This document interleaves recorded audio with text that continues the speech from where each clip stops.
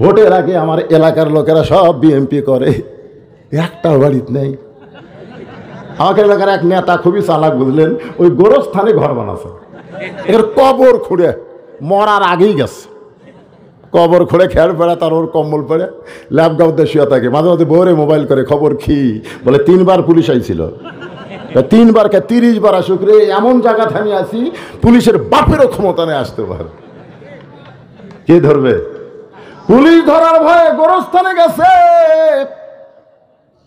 একটু মনোযোগ দিয়ে শুনবেন, আমাদের বাংলাদেশের আইন যদি সবার জন্য সমান হতো, পুলিশ ধরার টেনশন মুসলমান করতো না, মুসলমান আজরাইল ধরার চিন্তা করতো।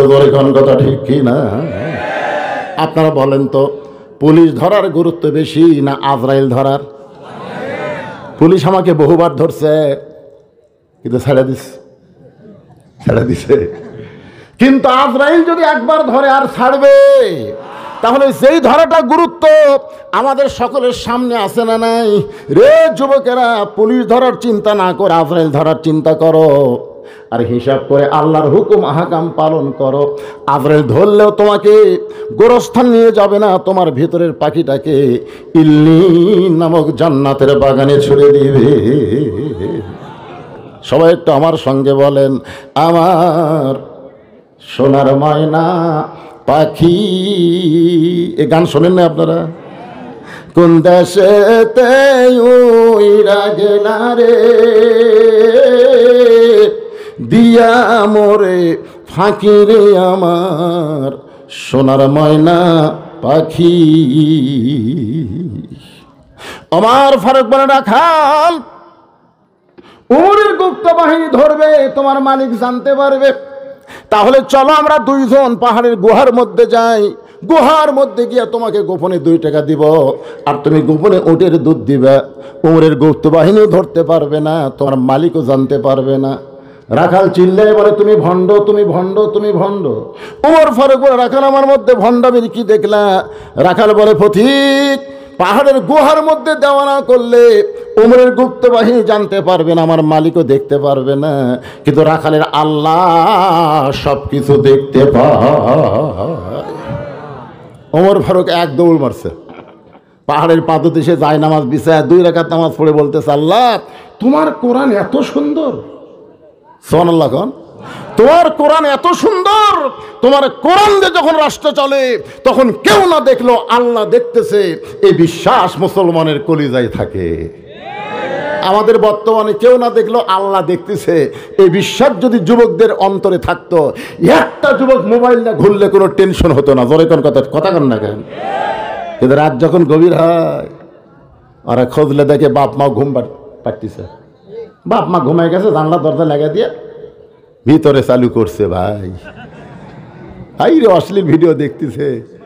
আমাদের যুবকগুলো সব অশ্লীল ভিডিও দেখে বিয়ার আগে হারবাল খোঁজে।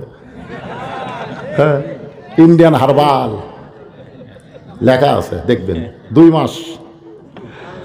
হ্যাঁ, চিকন মোটা হবি, বেকা সোজা হবি। আমি যুবকদের পায়ে হাত দিয়ে বলবো, অশ্লীল ভিডিও দেখা ছেড়ে দাও, 5 ওয়াক্ত নামাজ পড়ো, 5 বার ওযু করো, পবিত্র হয়ে থাকো, আল্লাহ তোমার যৌন শক্তি ফিরিয়ে দেবে। জোরে কোন কথা ঠিক কিনা? আপনারা দেখবেন তো, একটা মৌলবীর বউ, একটা মৌলানার বউ যতই অভাব থাক স্বামী ছাড়ে। কারণ কি জানেন? এই যে যাদের মাথায় পাগড়ি দেওয়া হলো, এরা ছোট অবস্থা থেকে পাক, পেশাব করে পানি লাই, ওযু করে, কোরআন শরীফ পড়ে। ওরা কোনোদিন স্কিন প্যান্ট পরে না। মাদ্রাসার কোনো ছাত্র স্কিন প্যান্ট দেখছেন? ওরা ঢিলা ঢালা পায়জামা পরে, ওই যন্ত্র কোনো সময় টাইটও পড়ে না, ফাঁকা জায়গা থাকে, ইচ্ছা মতো বাতাস খায়। আর এরা এমন একটা ফুল প্যান্ট পরে ভাই, বেকা হয়ে আছে, মানে সোজা হয়ে থাকার ক্যাপাসিটি নেই। পেশাব যদি লাগে দাঁড়ায় পেশাব করে, পেশাব না নিংড়েতেই আবার সেল লাগায়। 5 বার পেশাব করে, 5 বার যদি 25 ফোঁটা পেশাব ওই ল্যাঙ্গুটি পড়ে, ওই জায়গা কি হচ্ছে গন্ত? এক সময় ওটা শুকা যায়। শুকা গেলে কি হবে জানেন? নাপাকের মধ্যে ব্যাকটেরিয়া তৈরি হয়, ওই ব্যাকটেরিয়া কিলবিল করে, এটা অনুবীক্ষণ যন্ত্র ছাড়া দেখা যায় না। ওইটা ওই ছিদ্র দিয়ে ভিতরে ঢুকে গোড়ার যায় যেগুলো রগ আছে সব কেটে দেয়, পরে বালিয়া মাছের মতন। জোরে খান কি মাছের মতন? ইয়ং যুবকদের বলতেছে বাজান, যৌবন শক্তি হলো আল্লাহর নিয়ামত। জোরে বলেন কথা ঠিক কিনা, কথা কান ঠিক কিনা? এই নিয়ামত কিন্তু মাদ্রাসার ছাত্রদের আছে, কলেজের ছাত্রের নাই। কেন নাই? এই যে কেউ না দেখলো আল্লাহ দেখতেছে, এই বিশ্বাস আমাদের অন্তরে থাকা লাগবে। এই বিশ্বাস যদি অন্তরে থাকতো, একজন 10 ভোট দিবার পারতো? এরকম টানে খেলে ওই মনে করতে কেউ দেখেনি। ওমর ফারুক কান্দের বলে, আল্লাহ তোমার কোরআন এত সুন্দর, আজকে আমি রাখালকে দেখি নাই, রাখালের ভিতর আল্লাহ তোমার কোরআন দেখতে পাই। রাখাল পিছনে সে বলতেছে, পথিক যতই কান্দ উটের দুধ দেওয়া যাবে না। ওমর ফারুক বলেন, রাখাল ভাই উটের দুধের দরকার নাই, বরং তোমার কাছে জানতে চাই, তুমি না দেখে আল্লাহকে কলিজার মধ্যে জায়গা দিয়া কেউ না দেখলো আল্লাহ দেখতেছে, এই যে বিশ্বাস নিয়ে তুমি আল্লাহর কোরআন মানতেছ, এর বিনিময়ে তোমার চাহিদা কি? তোমার তো একটা চাহিদা থাকা দরকার। আজকে যারা আল্লাহর দল করে, কোরআনের হক কথা বলে, তাদের কি রহমত না বিপদ? রহমত। 5 বিবি, জয়পুরহাটের 5 বিবি থেকে আমাকে একজন মুয়াজ্জিন মোবাইল করে বলতে, হুজুর আপনার খবর কি? আমি বললাম আলহামদুলিল্লাহ। ভাই মুয়াজ্জিন আপনার খবর কি? কয় নাউজুবিল্লাহ। আমি বললাম নাউজুবিল্লাহ কেন? বলে হুজুর আজান দিচ্ছে, আকামত দিচ্ছি, ইমাম নাই। তাই আমি বললাম ইমাম নাই কেন? বলে ইমামকে পুলিশ খুঁজতেছে হুজুর, ইমাম যে কোন জায়গায় লুকে আছে। আমি বললাম মুয়াজ্জিন তোমাকে গ্রামের সবচাইতে খারাপ মানুষ কি ইমাম? মুয়াজ্জিন বলে হুজুর আমাকে 7 পাড়ার মধ্যে ইমামের মতো ভালো কোনো মানুষ নাই। আমি বললাম সেই ভালো মানুষকে পুলিশ খোঁজে কেন? মুয়াজ্জিন বলতেছে কি জন্য খোঁজে আমি তো জানি না, তদন্ত করে দেখো। 2 দিন পরে মুয়াজ্জিন আমাকে মোবাইল করে বলল, হুজুর ইমামের মারাত্মক দোষ আছে। আমি বললাম কি দোষ? বলে ইমাম বিশ্বাস করে শুধু মসজিদ আল্লাহর না, গোটা বাংলাদেশও আল্লাহর। ইমামের এই বিশ্বাসটাই দোষ হয়ে গেছে। শুধু মসজিদ আল্লাহর না, গোটা বাংলাদেশ আল্লাহর। শুধু মসজিদ ভালো করলে হবে না, গোটা বাংলাদেশ ভালো করতে হবে।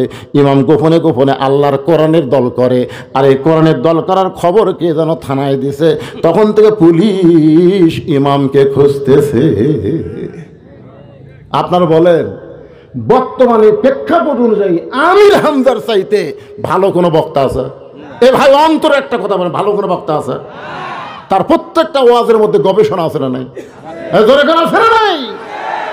তারপরও তার মাহফিল করতে দেওয়া হয় না, বিনা অপরাধে তাকে 3 বছর জেলখানা। জরিমানার কথা ঠিক কি না? কষ্ট। আল্লাহ বলেছেন, ওয়ালা নাবলুওয়ান্নাকুম বিশাইইম মিনাল খাউফি ওয়াল জুই ওয়া নাকসিম মিনাল আমওয়ালি ওয়াল আনফুসি ওয়াস সামারাতি ওয়া বাশশিরিস সাবিরিন।